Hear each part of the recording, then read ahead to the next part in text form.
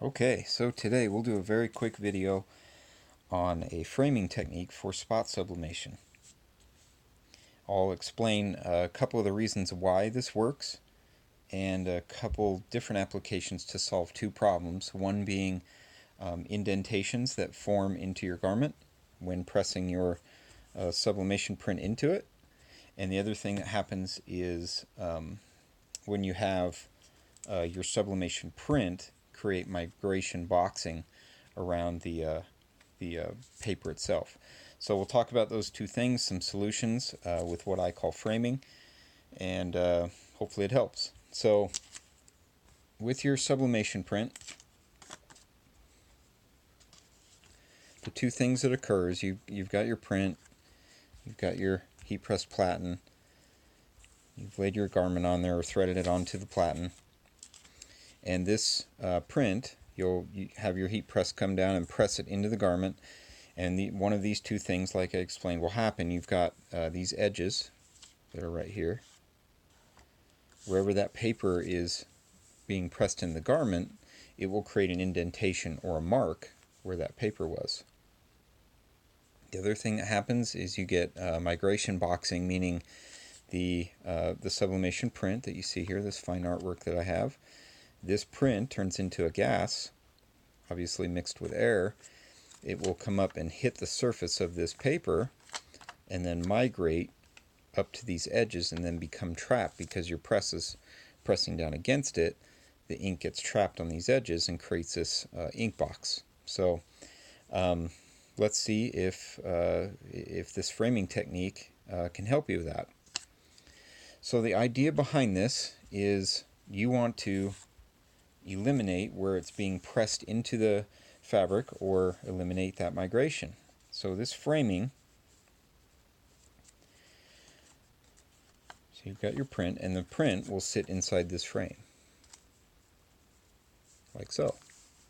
Now what you want to do is the frame, you don't want it really to be up close to the image. You want to try to get the frame as big around the image and probably only have an inch of overhang around these edges where it's sitting over the frame. Now what can happen when you do this frame is the way I explained before is these edges are being pressed into your garment or your fabric, but now what we're doing is we're changing the way that pressure is being pushed into the fabric. So now you have these edges that are being pushed in the fabric, but because you have because it's not being focused on an initial focal point like this, these edges are being pushed into the fabric differently than this frame would be. So two materials you can use for this framing. I would suggest using the same type of sublimation paper, and it's just obviously bigger, and it will overhang the edges of the platen, which is key. So you want to make sure it overhangs here, all the sides hang over the platen, because what we're trying to do is eliminate this edge from pressing into the fabric as well. So what can happen is you've got your garment and you've created your frame and you've got your sublimation print. What can happen next is you can get this edge pressed into the fabric. Now it's less likely because of the way the pressure is being put into the fabric now. And so there's another solution. Instead of paper, you can use a very thin, very lightweight cotton to create the same frame. It's the same idea. It would overhang, same dimensionally, the same idea that we've talked about here. Now with cotton, what will happen is it will really help with the migration, because as this image migrates up to the edges here, the cotton will actually capture the ink and soak it into the cotton material and not allow it to get anywhere near the garment.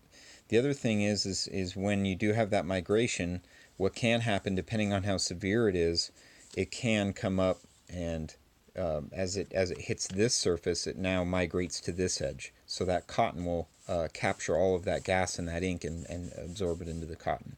So with migration especially, I think cotton is the way to go. The cotton that you want to use, again, is very thin. very lightweight, and you want to make sure that it is a mild or just a natural dye. White would be ideal, then you don't have any dyes in it at all. You don't ever want to use a polyester or any other types of fabrics, because polyester will migrate into the garment below it, and other materials can actually burn into the fabric below it too. So you don't want to do those for those reasons. You want to definitely focus on cotton. So again, garment, so platen, garment, and frame. Now what a lot of people do is they will reduce the pressure of their heat press, because they think that by reducing the pressure it will eliminate these marks around the edges. Now that can work. I'm not saying that that's a bad idea, but it's certainly not the best solution, because the more pressure you reduce and lessen this seal, the more potential that you have for this moving or shifting and causing ghosting and migration issues and all kinds of other problems. So reducing the pressure is not recommended. A lot of companies and people suggest that. I don't. I think that it's the best thing to do is keep as much pressure as you can with sublimation to keep that seal.